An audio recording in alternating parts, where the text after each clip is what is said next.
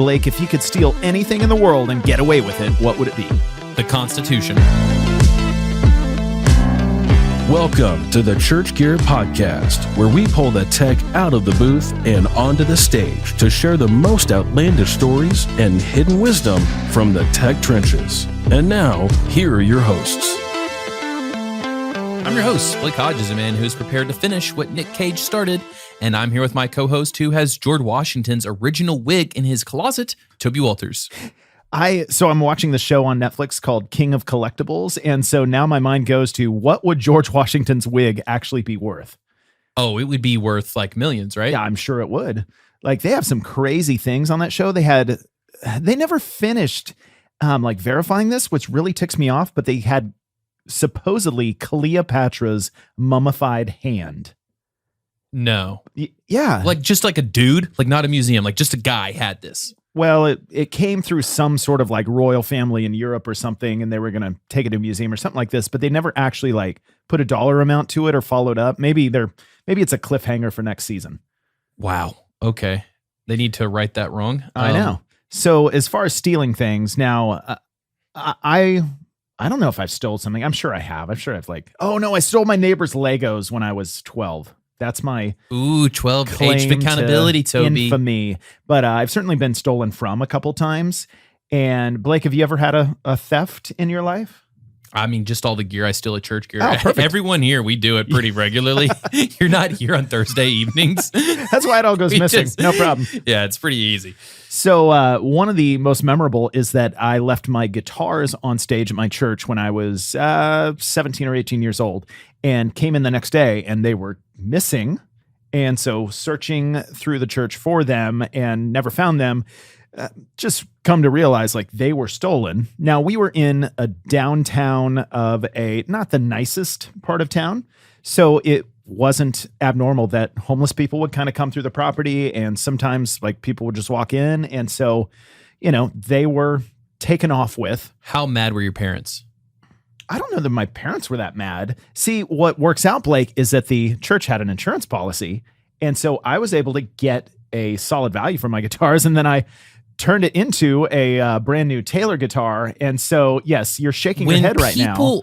Guys, I got to tell you, Toby is the luckiest expletive person I've ever met in my life. It'll be fine, Blake. That's my life motto. I wish I could do it. So I was recently at a church in California, and they were talking about, they just sort of like haphazardly mentioned, oh yeah, we had a smash and grab job. And I'm like, whoa.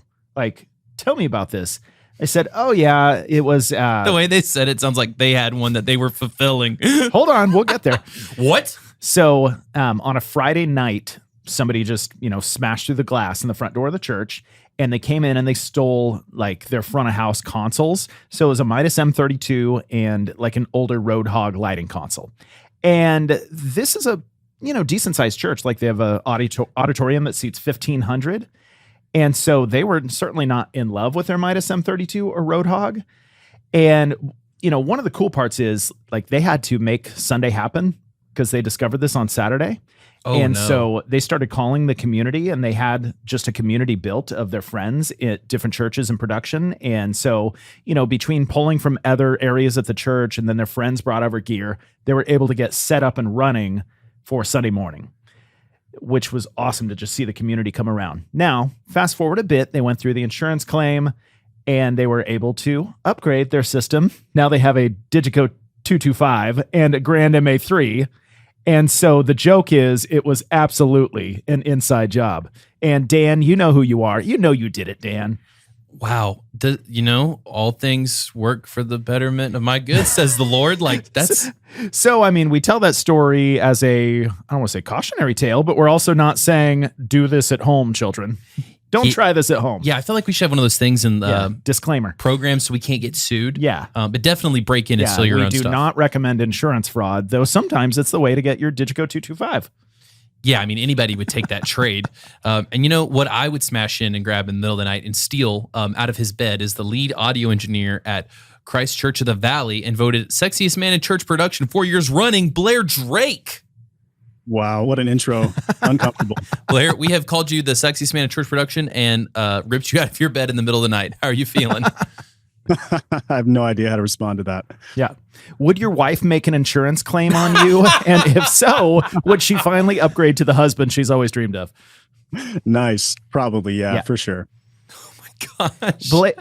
Blair, where would you rank yourself as far as like an audio console? Are you more a Midas M32 or do you see yourself as a Digico 225? Because Blake thinks of himself as a Digico. I think of myself as a Mackie 1827. Wow. Goodness. Yeah. I mean, which one is going to keep working forever? That's the one I want to be. Yeah. What's the, I would say Yamaha. Like it's really hard to kill a Yamaha. A Yamaha M7. It will Keep going, man. Yeah. outlive us all. Well, Blake, should we do 5 Truths and a Lie? You ready to get smoked? I'm about to smash and grab this point from So you. this is the second podcast that we're recording today, even though they come out, once per week, and you just beat me on the last one because you tricked me. Well, All right. Lie to your boss. Read them out, Blake.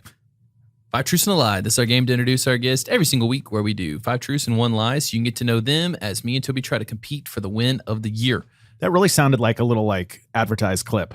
Yeah, I'm a jukebox. Yeah. Number 1, I've taken a boat to cross the Nile River. Now, did he steal that boat? Where's the Nile, Blake? It's in the Middle East. Oh, Blake. Is it not the Middle East? Africa. There you go. Because it was created by the rains down in Africa. Number 2, I've run an ultra marathon. Oh, man. I think those are like 100 miles. I think that's true. Wait, for real? For real. Those are whatever. That can't be real. So I grew up with a guy, and he is an ultra marathoner. Like, he is one of the best in the world. And I legit think they're 100 miles. So we'll find out.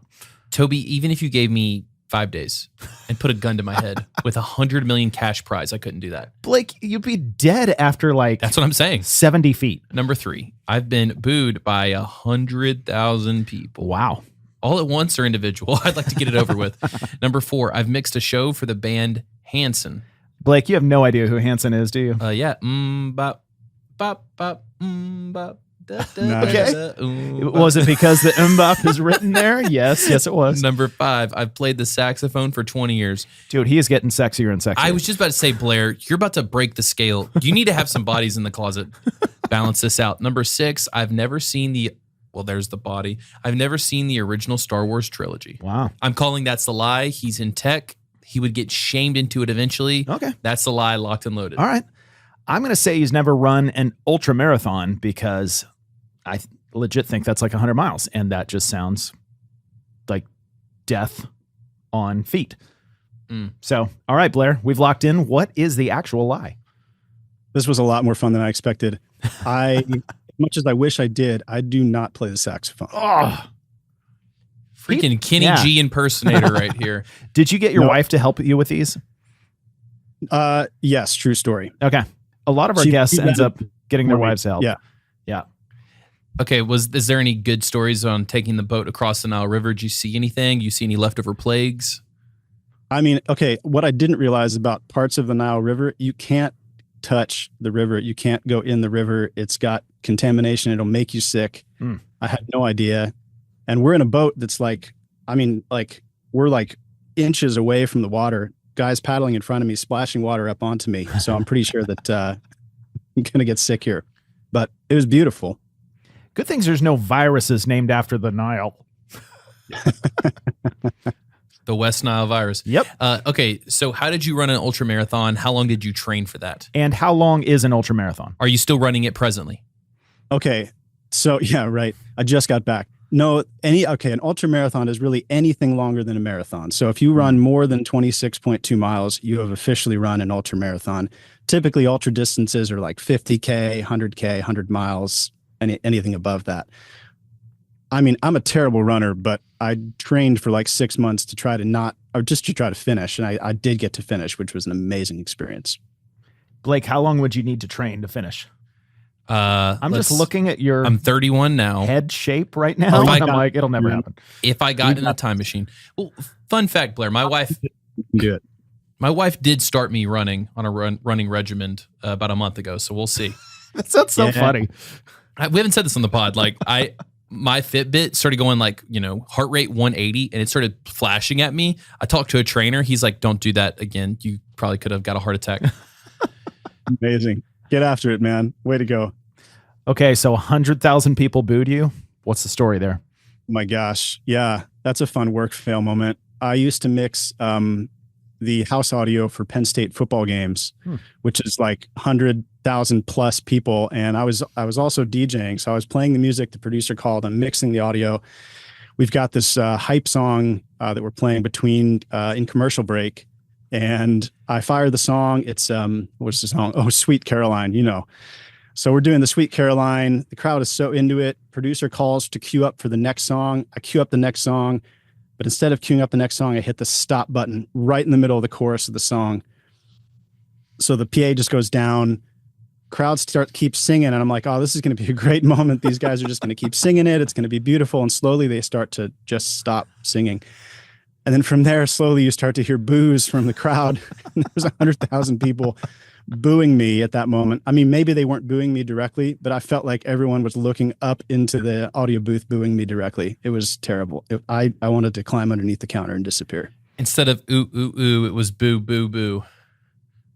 Wow. Because that's Blake, the chorus. go sit in the corner. Oh. Like that. That's the chorus. No. Sweet Caroline. Anyway. Sweet Caroline. Yeah. Boo, ba, ba. Yeah, then it turned into boo, boo, boo. Oh my gosh. Yeah. Nice. Let's move on to Star Wars, Blake. Take it, something Toby. you actually knew a little about. How have you not watched that? What's going on? I don't know, guys. I must have had a weird childhood.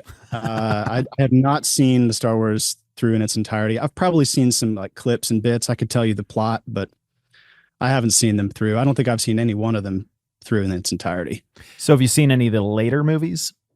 Maybe. Obviously didn't make a great impression on me. I guess, just not my genre. I know it's weird. I'm an outlier. I really don't think you're allowed to call yourself a church tech until you've seen it. I know. I accept that. I'm breaking the trend. Yeah. Was it fun getting to hear everybody go bop when you're mixing for Hanson? I mean, yeah. I mean, they were really popular as like the boy band, right? I don't know what the year that was. It's like 97 or something. I know, right? Everyone knows that song. They disappeared for a while, and then they came back and did a reunion tour. And I'm hired on this gig as like a one-off, and I thought nothing of it. And they actually like were awesome. They had some great, not talent. They had great songs. Of course, they had to play MMMBop because that's what everyone wants to hear. But like their stuff was legit. So Blake, I showed you this, Blair, while you were speaking just a minute ago. I got a call from an unknown number in Phoenix, and I was like, somebody at CCV calling into the show to try and, razz Blair. That'd be pretty fun. That would be amazing. So Blair, you play a key leadership role at one of the largest churches in the country. What led you to where you're at today? Or were you simply just born into the production department at CCV? Toby, I can tell you what led him there. God had to tell him move to Arizona because that's what it takes to live in that hot state. Oh, come on. Bring that Arizona hate. Call me in February when it's awesome. Man, I mean, I love that there definitely are people here that were like raised up here and have stayed and are some of our best team members. I moved out here back in 2012 to be on staff, to be the lead audio engineer here. Before that, I was freelancing. I was doing a little bit of everything, front of house, monitors, recording, sports. I mean, just trying to do it all. And there was a point where I really wanted to focus up, and instead of just doing everything, I wanted to settle in. And I didn't know what that was going to be. It was maybe go on tour. I had a young family at the time that didn't sound like a great idea. And actually, one of the gigs that I had towards the end of my time living in Pennsylvania before moving to Arizona was working with a large church, a multi-site church in the area, helping them integrate into a theater downtown that I was kind of an A1 there from time to time. And they hired me to help this church integrate into this theater as one of their like load in, load out campuses. And I loved that gig. I loved working with that church. I loved helping them level up their production value. And it just sparked something in me like, hey, maybe I should look into going to work at the church. But I kind of dismissed it in my mind because at the time I kind of didn't have a great picture of like church production. I didn't think it was like, it was going to be quality or there would be churches out there doing high quality production. Part of that was just my ignorance. And so I just started like looking into it and recognizing like, oh, there's some churches out there really getting after it. And so I started to make some calls, and one thing led to another, and moved my family out to Phoenix, joined the team at CCV. We were gosh, maybe 2 campuses at the time. So just starting our multi-site journey as a church. So I've been just honored to be a part of helping in a very small role, helping to build to now we're at 16, 17 campuses around the Phoenix metro area. It's been an awesome ride. Yeah, you guys are growing like wildfire out there, which makes sense in the desert. Toby, too soon. So, legit question, who's a better audio engineer, you or Yvonne? Do you guys duke it out? Yvonne's got me, man. That guy, yeah, heart and soul. He's awesome. Well, I bet Yvonne's watched Star Wars. I don't know, man. You have to ask. Yeah. You guys should have him on. Oh, he's on our guest list. He's coming up soon. So he'll definitely have to correct everything you got wrong on this episode. Yeah, that'll be good. And we need to ask him the same question because normally people are humble. It'd be hilarious if he was like, oh yeah, I'm better than Blair. And no, he is legitimately one of the nicest people on the planet. So I got to visit CCV, and so I met Blair and Yvonne and the team. And by the time I left, like an hour and a half later, I felt like Yvonne was my brother. Yeah, that's what he does, man. He's one of the kindest people I've ever met. An awesome audio engineer. So with, 1,700 campuses and 14 billion staff, tech, and volunteers, how in the world do you guys, recruit and organize what I assume is just a large group, a large team that you need in order to make all these services happen on a weekend?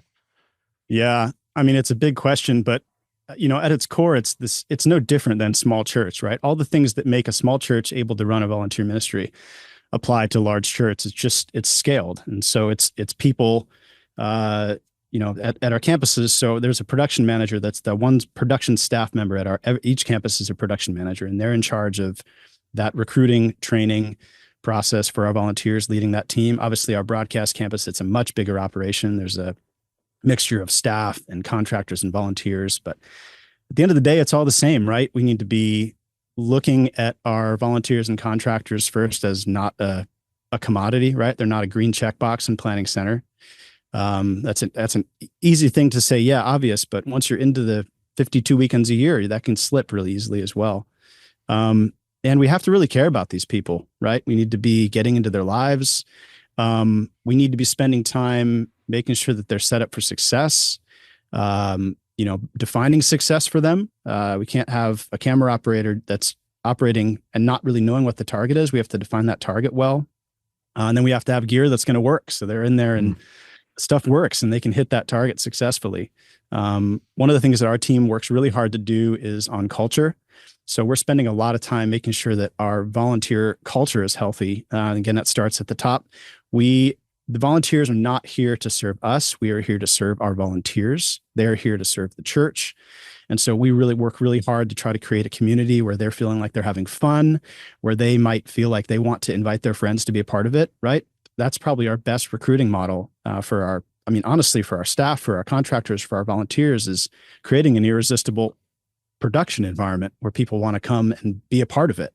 And they're going to tell their friends, and we really try to not let it be the job of our pastors to be up on stage saying, hey, go volunteer in the production team. No, it's our job to get out there and be engaging with people, creating an environment where people want to serve, where they want to come on staff, where they want to contract. For me, defining success, it's a huge deal. Setting our teams up for success, developing relationships with these people. Like, I want to know about their families. I want to know about their jobs, what they're doing in the day. I want to know about things that are going on. And then looking at building that culture, that's really a place where people want to come, where I have to say, hey, like, you're here every weekend, man. You should probably take a weekend off. That's what we're chasing. So do you feel like, obviously your culture is a huge recruiting tool for you guys. Is there a specific place that you find, you're constantly pulling, you're recruiting from? Like, a lot of churches are recruiting out of the youth. I wondered if you guys are doing that, or are you doing specific places where you're trying to aim towards to get people?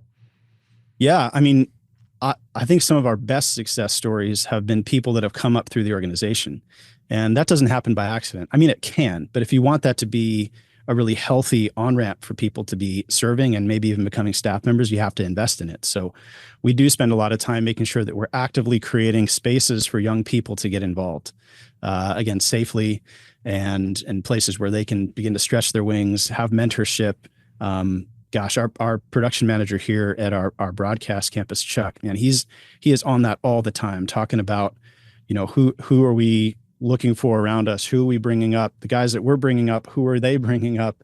How are we creating space for people to be involved in production? And it just becomes a cultural thing. It's so fun to watch. Do you guys have like specific volunteer appreciation nights or gifts at Christmas, like feed your people? What are some of those unique things that you guys do to love on your volunteers? Yeah, we've done various things over the years. We've done appreciation nights, we've done vision nights, we've done trainings. Those things really help and move the needle, and are important. But honestly, I think the weekly time together is the thing that really creates that culture. And we're trying to make time for us not to just be sitting behind our computer executing, operating, but getting out of the booth. What are we doing with that time between services? That time between rehearsal and the next thing, and getting into those conversations, creating space for volunteers and staff to be able to sit together and maybe share a meal. I mean, one of the things we do at CCV is food service, and it's actually a huge part of our ministry. It's not a moneymaker.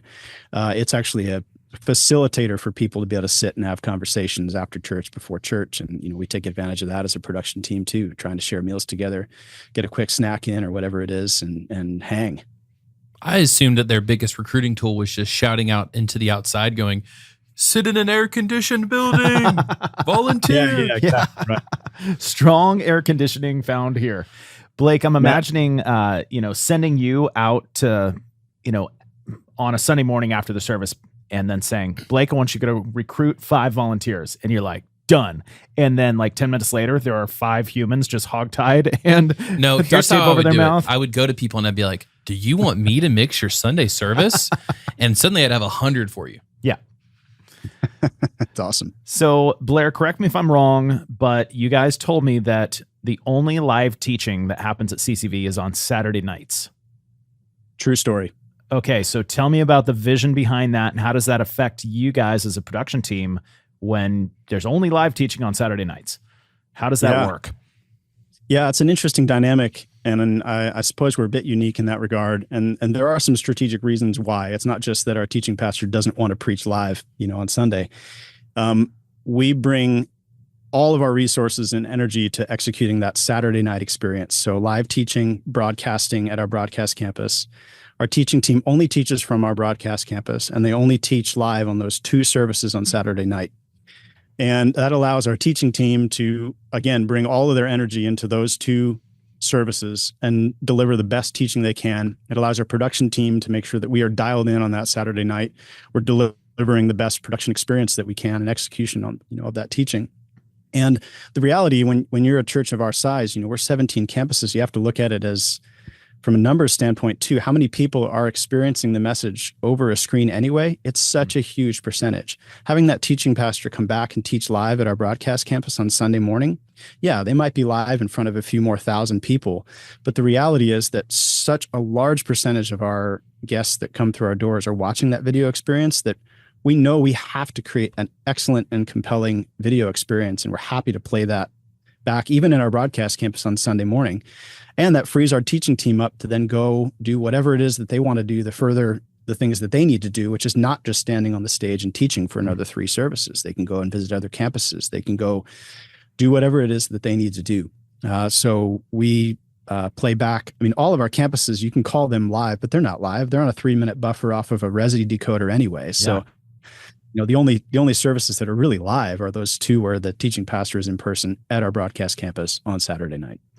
Do you guys find that really helps balance the attendance? Because normally everybody tries to attend broadcast campus on Sunday mornings. Does that then, almost encourage them? Well, we might as well go to the campus that's closest to us because it's going to be a very similar experience.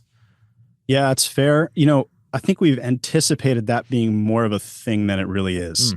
I mean, yes, our first service at our broadcast campus on Saturday is packed. It's packed.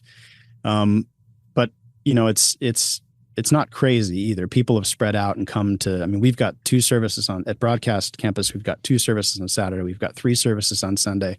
We just started doing a Monday night service a couple of years ago as well. And they're all well attended. Are you working Sunday morning then? Yeah. Man, your weekend's kind of brutal then. You're working Saturday night, Sunday. I mean, man. Yeah. I mean, that's why we're here. We're here for the weekend. So yeah, we're bringing it. Try to make sure our weekdays are, planned really well so we can get enough time off and then show up on Saturday. Let's go. Yeah, so I assume your job doesn't change a whole lot on Sunday mornings. You still have live worship. You still have to, broadcast the message, and, it feels pretty much like a live service. Yeah, not only does it feel like a live service, at our broadcast campus here in Peoria, the Sunday morning is basically exactly like all of our other 15 campuses, right? We're playing back a message from a media server, and it's still live worship. There's still a live pastor on stage doing host moments and whatever else. It's just a video message instead of live.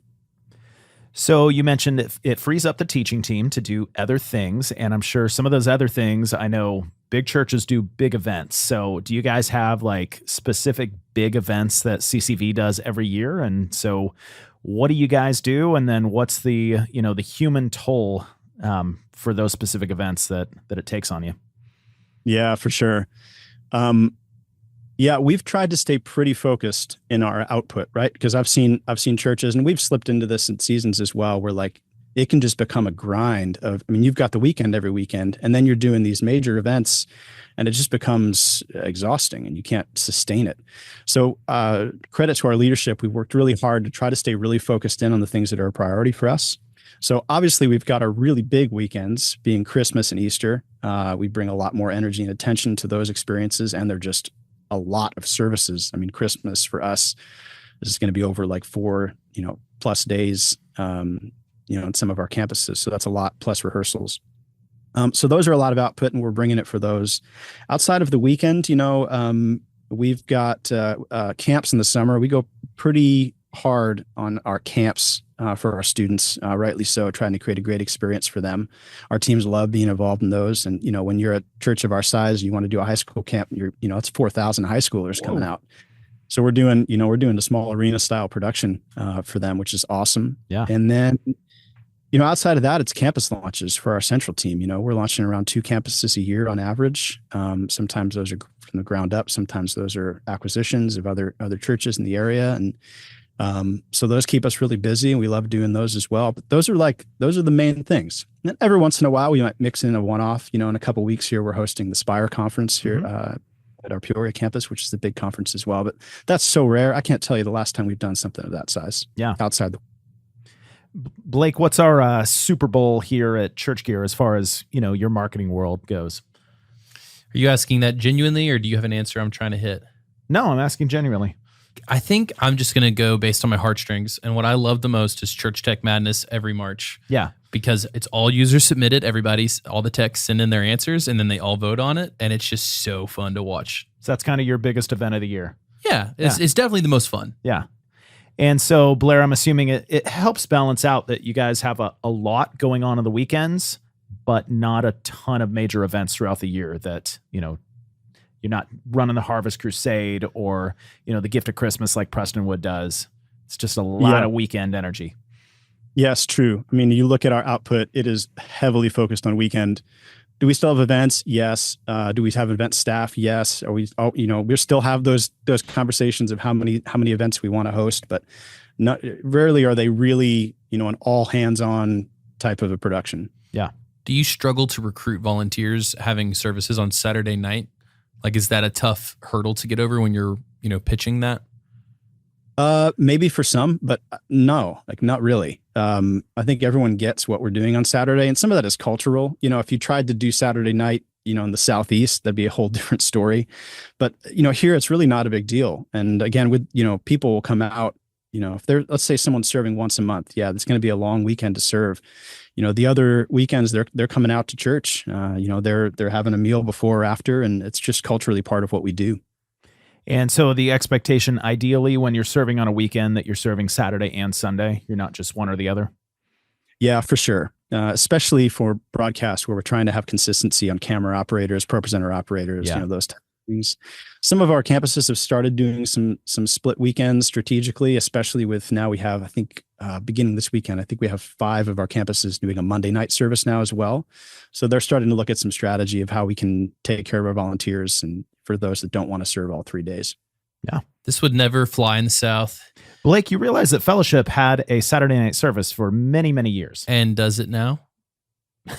Here's the thing. In the South, you have college football Saturday and Saturday night. Oh, yeah. Then you have NFL football afternoon. That's why church is from 7 to noon on Sunday. It's not about Jesus. It's about football. I really think culturally that fits the time. That's just me. Real talk. Oh, Why boy. compete? Why compete with college football in the South? You just can't. It's just strategic. Yeah. Oh, Blake. Well, speaking of disasters, Hey, you be nice, Toby. You be nice. Blair, do you have any good moments in your experience at CCV where everything went wrong or maybe almost went wrong and somebody saved the day? Oh my gosh. Let me pick. I mean, Oh, hey, tell a couple. You spend enough time in production, you're going to have fail stories, Yeah. right? Gosh, I mean, we just had one last weekend. Okay, real talk. Here's the thing that I've found though. Sometimes these stories, and you guys have probably seen this, turned into actually really cool opportunities, right? So we had a campus last weekend. I wasn't involved directly. I'll try to share some that I was directly involved in. But one of our campuses last weekend, they had a big storm the night before. Saturday night, production manager comes in Sunday morning, and the systems are down, rebooting stuff. Audio system isn't coming back online. Something with Dante isn't speaking. Not enough time to figure it out. Eventually, they have to make a call like, "Hey, we can't do playback message. We can't do a full band anymore." And they quickly pivoted, set up a couple QSC K-12s on the stage, did an acoustic style worship. The campus pastor came out, preached whatever was on his heart that morning. And all I've heard about that Sunday morning experience is how awesome it was. Mm. And it was a total fail from a production system standpoint. Gear was down, but credit to that PM, credit to that team out there, the music team, the pastor, they made it work. And it's such a cool, like, human moment for people that are in the room. And they made it happen. And honestly, I feel like I look back on our church production fails. Most of the stories end up that way. If you go in ready to look for the opportunity, right? Gosh, one of the bigger ones I've had here, we had an audio console go down at our broadcast campus, which is like worst case scenario, Yeah. right?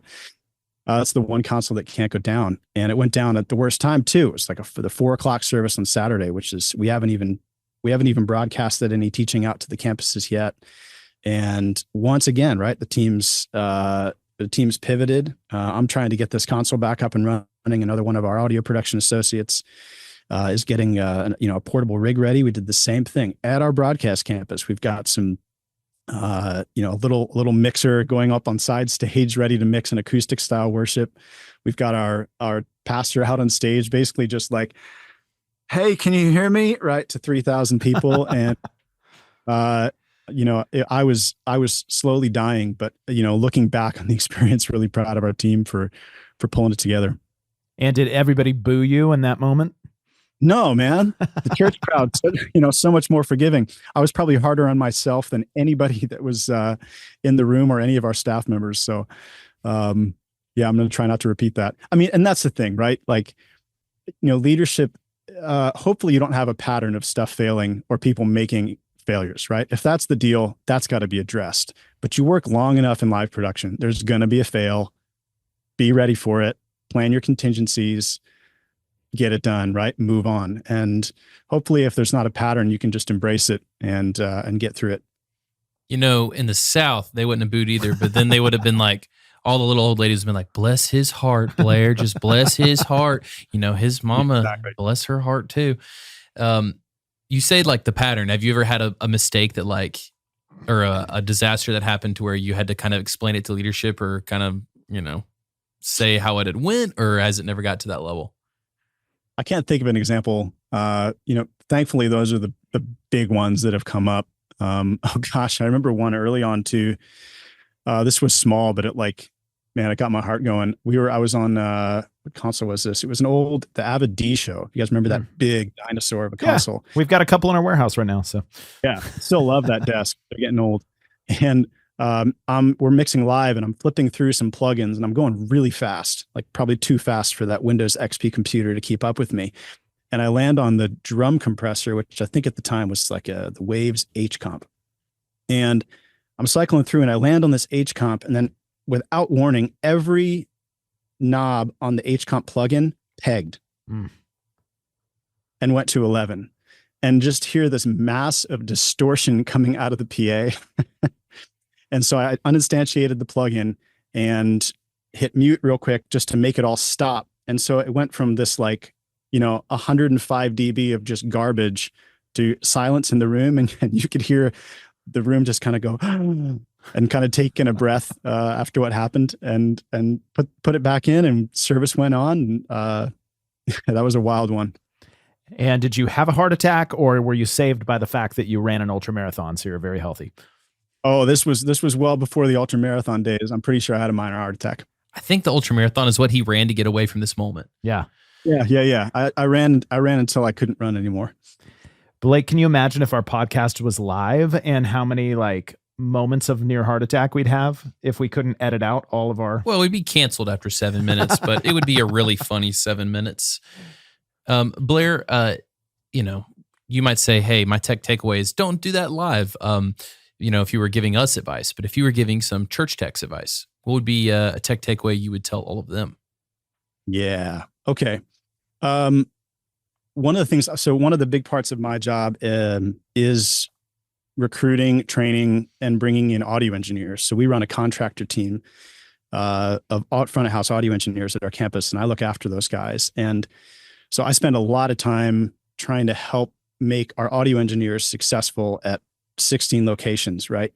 And so one of the things that I feel like I'm talking about a lot with our audio engineers, and this applies not just to audio, but all the disciplines, lighting and video as well, is how to develop your skill sets to be great at the role you're in, right? And usually I see two categories here. I see the technical skill set and then the creative skill set.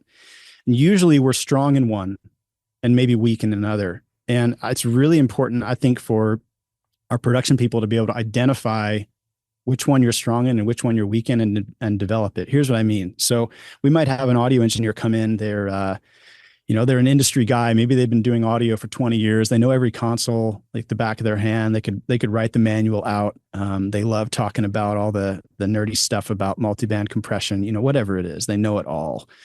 But they don't have a clear idea in their head of what a good mix sounds like. Or, they bring the kick drum fader up and it doesn't sound great, and they don't know where to go. They know how to use it all, but they don't know where to go. Right? They're heavy on technical. They're light on the creative, that aesthetic for good sound. Yeah. The way around can be the case. I might get I actually love this. I might get a musician that comes to me and says, hey, I want to learn how to mix audio. I'm like, yeah, let's get after it. And generally those musicians already have a pretty good aesthetic for sound in their mind. They know what's good and not good. But then when, again, the kick drum fader comes up, they know it's off target. They know where they want to go, but they have no idea how to get there. They don't know what to do. And so we're going to spend a lot of time developing the technical skill set and competency. I think the best audio engineers, and you could say the same thing for video directors or lighting designers, is going to be developing both of those competencies evenly. And if you can be a production professional that has a deep competency in your skill set, you understand the systems, you understand the gear, you understand the tools, and you've developed a strong aesthetic for what good production is. Video directors, you've studied other video directors, you've studied other productions, you understand, things of creative shot, composition. Lighting designers, same thing. Audio engineers, you understand and have studied a lot of different types of music. You can bring that to the table when it's time to mix. And then you put those two things together, and I think that's what makes a pro a pro. And so I love spending time helping engineers specifically developing both of those competencies. And that's usually when they start to take off and become a great engineer. That is a very thoughtful tech takeaway, Blake. I feel like that's one of the deepest ones we've had. It really is. I think Blair just gave a masterclass for if you want to get better. And I think if the creative side is not natural for you and you don't really want to build it, then become a systems engineer. Like there's still job for like the tech nerds in production. Yeah, I guess you're right. I'm talking more about that front line, the video director, the lighting designer, the audio engineer, where whether you want it or not, there's a creative component to it, or whether you want it or not, there's a systems component to it. Yeah. Don't pigeonhole yourself into just saying, oh no, I'm not the systems guy. If you're the front of house guy, you got to be the systems guy too. Yeah. So much to learn, not enough time. Never is, but hey, we learn a little bit every week. That's right. Blair, you got anything you want to plug or send people to? No, man. I mean, I'm on Instagram. I'm good for a post about once a month. So come chat. It's at Blair Drake. You can hit me on Facebook. I'll probably see it in a month when I log into Facebook. Sounds like you check Facebook still more than Ryan Shelton does. He left me on red for a while. We got to throw Ryan Shelton under the bus as often as we can on this podcast. Straight up, we'll fine with that. Well, Blair, thanks for joining us, man. Oh, such an honor. Thanks for having me, guys. Hey, listeners. We're introducing a segment called Church Tech Confessionals. This is a time for any church tech to anonymously confess the worst thing they've ever done in church production. Here's one now. We did an event not that long ago, and we're using ProPresenter. We go to play, the intro video works great. Everything's cool. We're chugging along, no issues, no technical problems. And then it comes to the most important video of the night. It's the offering video, the appeal. And then all of a sudden, just before they go to click it, ProPresenter expires. And we didn't play the video, and people were not happy about it. And that's my confession. Hey, if you have your own 3 to 5 minute church tech confessional, record it and email it to blake@churchgear.com. Don't worry, we'll apply a voice changer and keep it anonymous. Your secret is safe with us. Your pastor will never know. Thanks for hanging out with us. We hope to see you back next week for more absurd stories, tech takeaways, and overall buffoonery here at the Church Gear Studios. So, Blake, if Tennessee is your ideal location, is Arizona the opposite of that, or what's the worst location on the planet for you? Arizona has my favorite podcast, so I'd still be okay. down for that. Yeah. The opposite is probably I mean, would it be Antarctica or would it be like the Sahara Desert? the Sahara Desert for Okay. sure. Yeah, where the because Nile River is. With all that blubber you have, like, you can still survive in cold weather. Yeah. Oh, it's actually, I'm built for cold weather. Yeah. And, if you have any health tips, what should you do with them? My first health tip would be to send this to another tech friend of yours and be like, hey, you're going to be so inspired by this. You're going to run an ultra marathon and you're going to learn something. And maybe we should, develop your technical side or your creative side or your tech. Man, you don't have either.